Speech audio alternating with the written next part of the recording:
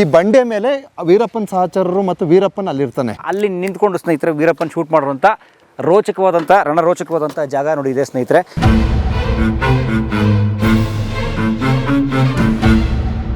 ಸ್ನೇಹಿತರೆ, ಈಗ ಎಂಥ ರಣರೋಚಕ ಜಾಗದಲ್ಲಿ ನಾವು ಇದ್ದೀವಿ ಅಂತಂದರೆ ಸ್ನೇಹಿತರೆ, ನೀವು ನೋಡ್ತಾ ಇದ್ದೀರಲ್ಲ ಈ ತಿರುವು ಪಕ್ಕಾ ಹೇರ್ ಪಿನ್ ಬೆಂಡ್ಗೆ ಒಂದು ದೊಡ್ಡ ಉದಾಹರಣೆ ಸ್ನೇಹಿತರೆ. ಇದು ಮಲೆ ಮಹದೇಶ್ವರನ ಬೆಟ್ಟಕ್ಕೆ ಹೋಗುವ ರಸ್ತೆ. ಇದು ಮೇಲಿಂದ ಬಸ್ ಇಳಿತಾ ಇದೆಯಲ್ಲ, ತಮಿಳುನಾಡು ಬಸ್ಸು, ಅದು ತಾಳ್ಬೆಟ್ಟದಿಂದ ಬಂದು ಮಲೆ ಮಹದೇಶ್ವರನ ಬೆಟ್ಟಕ್ಕೆ ಹೋಗ್ತಾ ಇರೋದು. ಈ ಡೌನ್ ಹೋಗಿ ಮತ್ತೆ 70 ಕೆಳಗಡೆ ಹೇಳಿದ್ರೆ ಮಲೆ ಮಹದೇಶ್ವರನ ಬೆಟ್ಟ, ಮೇಲ್ಗಡೆ ಹೋಗ್ತಾ ಇರೋದು ತಾಳ್ಬೆಟ್ಟ ಅಥವಾ ಬೆಂಗಳೂರು ಕೊಳ್ಳೇಗಾಲದ ಕಡೆ ಸ್ನೇಹಿತರದು. ಈ ಹೇರ್ ಪಿನ್ ಬೆಂಡಲ್ಲಿ ಸ್ನೇಹಿತರೆ ವೀರಪ್ಪನ್, ಕಾಡುಗಳ ವೀರಪ್ಪನ್, ನರಹಂತಕ ವೀರಪ್ಪನ್ ಈಗ ಸುಮಾರು 30 ವರ್ಷಗಳ ಹಿಂದೆ ಒಂದು ಹತ್ಯಾಕಾಂಡ ಮಾಡಿದ್ದ ಸ್ನೇಹಿತರೆ. ಒಂದು ದೊಡ್ಡ ಶೂಟೌಟ್ ಪ್ರಕರಣ, ಬೇರೆ ಯಾರ್ದು ಅಲ್ಲ, ನಮ್ಮ ಕರ್ನಾಟಕದ ಪೊಲೀಸ್ ಅಧಿಕಾರಿ ಗೋಪಾಲ್ ಹೊಸೂರ್ ಅವ್ರ ಮೇಲೆ ಮಾರಣಾಂತಿಕವಾಗಿ ದಾಳಿ ನಡೆಸಿದ್ದ. ಹೇಗಾಯಿತು ಇಡೀ ಇನ್ಸಿಡೆಂಟ್ ಪೂರ್ತಿ ವಿವರವಾಗಿ ನಿಮ್ಗೆ ಹೇಳ್ತೀವಿ ಸ್ನೇಹಿತರೆ. ನಮ್ಮ ಜೊತೆಗೆ ನಮ್ಮ ಗೆಳೆಯರಾದಂತಹ ಇದೇ ಭಾಗದ ಕೌದಳ್ಳಿಯ ನಮ್ಮ ಗೆಳೆಯ ಯೂಟ್ಯೂಬರ್ ಶ್ರೀಕಂಠ ಸ್ವಾಮಿ ಅವರು ಇದ್ದಾರೆ. ಶ್ರೀಕಂಠ ಸ್ವಾಮಿ ಅವರು ನಮಸ್ತೆ. ನಮಸ್ತೆ ಸರ್. ನಮಸ್ತೆ. ನಿಜಕ್ಕೂ ಇಲ್ಲಿ ಏನಾಯ್ತು ಹೇಳಿ ಸರ್ ಅವತ್ತು? ಸರ್, ಇಲ್ಲಿ ನಾನು ತಿಳ್ಕೊಂಡಿರೋಷ್ಟು ಮಾಹಿತಿ, ನಾನು ಮಹದೇಶ್ವರ ಬೆಟ್ಟದಲ್ಲಿ ಸಂಬಂಧಪಟ್ಟಂತಹ ಪೊಲೀಸ್ ಅಧಿಕಾರಿಗಳನ್ನ ಒಂದಷ್ಟು ವಿಚಾರ ಕೇಳ್ತೀನಿ. ಅವ್ರು ಇಲ್ಲಿ ಎಷ್ಟು ಜನ ಸತ್ರು ಅಂದರೆ 4 ಜನ ಮೆನ್ಷನ್ ಮಾಡ್ತಾರೆ. ಸೊ ಇಲ್ಲಿ ವೀರಪ್ಪನ್ ಇದ್ದಂತಹ ಕಾಲದಲ್ಲಿ ವೀರಪ್ಪನ್ ನೋಡಿ ಅಲ್ಲಿ ಬಂಡೆ ಕಾಣಿಸ್ತೈತೆ. ಈ ಕಡೆ ಬನ್ನಿ ಸರ್, ಈ ಕಡೆ ಅಲ್ಲ ಆ ಕಾರ್ನರ್ಗೆ ಹೋಗೋಣ. ಇಲ್ಲ ರಂಗಸ್ವಾಮಿ ಒಡ್ಡಿಂದ ಮುಂದೆ ಸ್ವಲ್ಪ ಇಲ್ಲಿ ಶನಿ ಮಹಾತ್ಮ ದೇವಸ್ಥಾನದಿಂದ ಹಿಂದೆ ಇರ್ತಕ್ಕಂಥ ಸ್ಥಳ ಇದು. ಸೊ ಆ ಕಡೆಗೆ ರಂಗಸ್ವಾಮಿ ಒಡ್ಡು, ಮೇಲಕ್ಕೆ ಕೆಳಗಡೆ ಶನಿ ಮಹಾತ್ಮ ದೇವಸ್ಥಾನ, ಇವೆರಡರ ಮಧ್ಯೆ ಇರುವಂತ ಪಕ್ಕ ಹೇರ್ ಪಿನ್ ಬೆಂಡ್ ಇದು. ಪಕ್ಕ ಎಸ್ತರ ಇದೆ ಇದು. ವೀರಪ್ಪನ್ ಈ ಸ್ಥಳವನ್ನು ಏನಕ್ಕೆ ಆಯ್ಕೆ ಮಾಡ್ಕತಾನೆ ಅಂದ್ರೆ ಅವನಿಗೆ ಸೂಟ್ ಔಟ್ ಮಾಡೋದಕ್ಕೆ ಒಂದು ಸೂಕ್ತವಾದ ಸ್ಥಳ ಅಂತ. ಅಲ್ಲಿ ಬಂಡೆ ನೋಡಿ, ಮರೆ ಮಾಚತಕ್ಕಂಥ ಸ್ಥಳ ನೋಡಿ, ಇಲ್ಲಿ ಬಂಡೆ ಕಾಣ್ತಿದೆ ನೋಡಿ ಸರ್, ಮರ ಇರೋದೆ, ಮರ ಪಕ್ಕದ ಒಂದು ಬಂಡೆ ಇದೆ. ಹೌದು. ಈ ಬಂಡೆ ಮೇಲೆ ವೀರಪ್ಪನ್ ಸಹಚರರು ಮತ್ತು ವೀರಪ್ಪನ್ ಅಲ್ಲಿರ್ತಾನೆ. ವೀರಪ್ಪನ್ ಈ ಸುತ್ತಮುತ್ತ ಇದ್ದಂತಹ ಸ್ಥಳ, ವೀರಪ್ಪನ್ ಸಹಚರ ಅಲ್ಲಿ ಕೂತಿದ್ದಂತಹ ಸ್ಥಳ. ಹಾಗೆ ನೋಡಿ ಆಲದ ಮರ, ಆ ಆಲದ ಮರದಲ್ಲೂ ಸಹ ಮೇಲೆಲ್ಲ ನೇತಾಕೊಂಡಿರ್ತಾರೆ. ಆಲದ ಮರದಲ್ಲಿ ಅಲ್ಲೆಲ್ಲ ಇದ್ದಂತಹ ಸ್ಥಳ. ಅವರು ಅಲ್ಲಿಂದ ಇಲ್ಲಿ ಫೈರ್ ಮಾಡ್ತಾರೆ, ವೀರಪ್ಪನ್ ಮತ್ತೆ ಆತನ ಸಹಚರ ಇಲ್ಲಿ ಫೈರ್ ಮಾಡ್ತಾರೆ. ಈ ಸ್ಥಳದಲ್ಲಿ ಏನು ಆ ಒಂದು ಜೀಪ್ ಬರ್ತದಲ್ಲ, ಗೋಪಾಲ್ ಸಾಹೇಬ್ರು ಜೀಪ್ ಬರ್ತದಲ್ಲ, ಆ ಜೀಪ್ನ ಸೂಟ್ ಔಟ್ ಮಾಡಿದಂತಹ ಸ್ಥಳ ಇದು. ಹಾಗೆ ಆ ಗುಂಡು ಇಲ್ಲಿಗೂ ಸಹ ಹೊಡೆದಿರೋದು ಇವತ್ತಿಗೂ ಸಹ ಮಾರ್ಕ್ ಇದೆ ಮರದಲ್ಲಿ. ವೀರಪ್ಪನ ಹೊಡೆದ ಗುಂಡುಗಳು ಇಲ್ಲೂ ಮಾರ್ಕ್ ಇದೆ. ಬಟ್ ನನಗೆ ಸೂಕ್ತವಾಗಿ ಗೊತ್ತಿಲ್ಲ. ಒಟ್ಟು ನನಗೆ ತಿಳಿದಂತಹ ಮಾಹಿತಿ, ಅಧಿಕಾರಿಗಳು ಕೊಟ್ಟಂತಹ ಒಂದು ಇದು ಹೇಳಿಕೆ, ಇಲ್ಲಿ ಮಾರ್ಕ್ ಇದೆ. ಅದೋ ಇದೋ ಇಲ್ಲ ಮೇಲ್ಗಡೆದೋ ಗೊತ್ತಿಲ್ಲ. ಒಟ್ಟು ಈ ಸ್ಥಳದಲ್ಲಿ ಗುಂಡಿನ ಚಕಮಕಿ ನಡೀತದೆ. ಅದರಲ್ಲಿ ಬದುಕುಳಿದವರು ಗೋಪಾಲ್ ಹೊಸೂರು ಸಾಹೇಬ್ರು ಒಬ್ರೆ. ಅವ್ರು ಯಾವ ತರ ಅಂದ್ರೆ ಅವ್ರಿಗೂ ಸಹ ಫೈರಿಂಗ್ ಆಗಿರ್ತದೆ. ಸೊ ಅವರು ಹೆಂಗೆ ಜೀಪ್ನ ಹಿಂದೆ ಮುಂದೆ ತಗೊಂಡು ಹೆಂಗೆ ಹೋಗಿ ಅವ್ರ ಜೀವವನ್ನು ಉಳಿಸ್ಕೊತಾರೆ. ಇಲ್ಲಿ 4 ಜನ ಪೊಲೀಸ್ನವರು ವೀರ ಮರಣ ಹೊಂದಿದಂತಹ ಸ್ಥಳ ಸರ್ ಇದು. Spot out.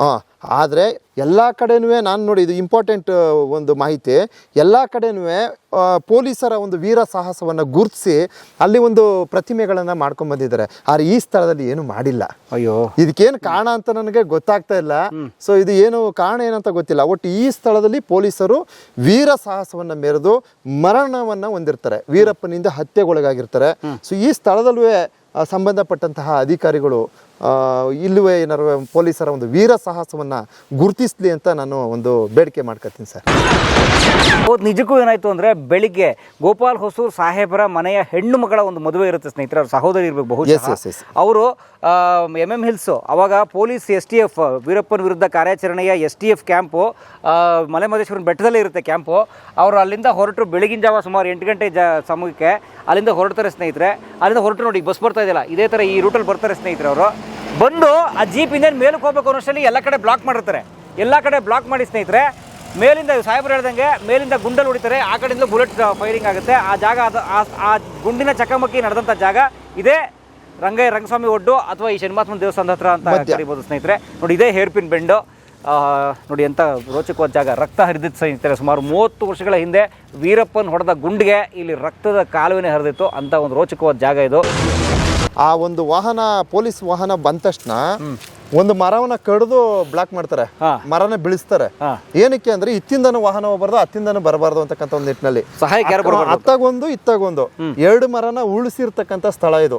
ಮಧ್ಯದಲ್ಲಿ ಇವ್ರನ್ನ ಲಾಕ್ ಮಾಡ್ಕೊಬೇಕು ಅಂತಾರಲ್ಲ, ಆ ರೀತಿ ಪೊಲೀಸರನ್ನ ಈ ಸ್ಥಳದಲ್ಲಿ ಲಾಕ್ ಮಾಡ್ಕೊಂಡು ಶೂಟ್ ಔಟ್ ಮಾಡೋದು. ಅಲ್ಲಿಂದ ಮತ್ತೆ ಇಲ್ಲಿಂದ 2 ಕಡೆಯಿಂದ ಗುಂಡಿನ ಚಕಮಕಿ ನಡೀದ ತಕ್ಷಣ ಅವರು ಆಲ್ಮೋಸ್ಟ್ 4 ಜನ ಸ್ಪಾಟ್ ಡೆತ್ ಆಗ್ತಾರೆ.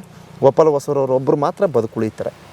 ಅದು ಗೋಪಾಲ್ ಹೊಸೂರು ಸಾಹೇಬ್ರಿಗೆ ಇಲ್ಲಿ ಗಂಟ್ಲಿಗೆ ಬಿದ್ದುಬಿಡುತ್ತೆ. ಹೌದು, ಇಲ್ಲಿ ಬೀಳುತ್ತೆ ಸರ್. ಇಲ್ಲಿ ಬಿದ್ದಿರುತ್ತೆ ಅಂತ ಹೇಳ್ತಾರೆ.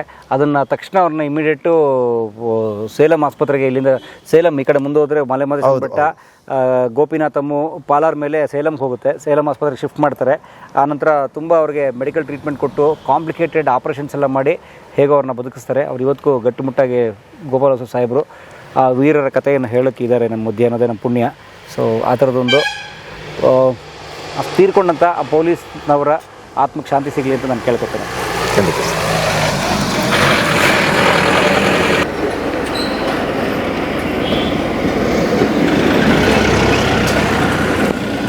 ಯಾವ ಕೂರು ಅಂತ ಗೊತ್ತಿಲ್ಲ ನನಗೆ. ನೋಡಿದೆ ಅಂತ ಹೇಳ್ತಾರೆ, ಬಹುಶಃ ಅದು ಇದು ಈ ಚಕ್ಕೆಗಳೇ ಎಡ್ದೋಗಿದ್ದಲ್ಲ.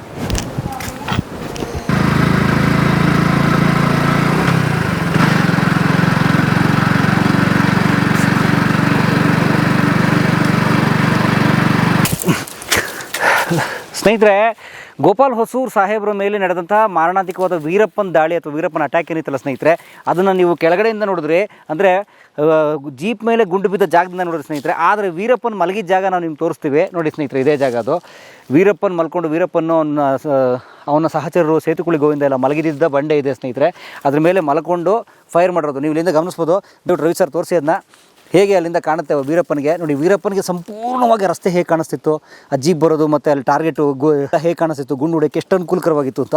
ಆದರೆ ಆ ಕಡೆಯಿಂದ ನೀವು ಎಂಥ AK-47 ತೊಗೊಂಡು ಹೊಡೆದ್ರು ಕೂಡ ಅವ್ರಿಗೊಂದೇ ಒಂದು ಬುಲೆಟ್ ಕೂಡ ಬೀಳದೇ ಇರೋಷ್ಟು ಸೇಫ್ಟಿ ನೋಡಿ ಇಲ್ಲಿದೆ.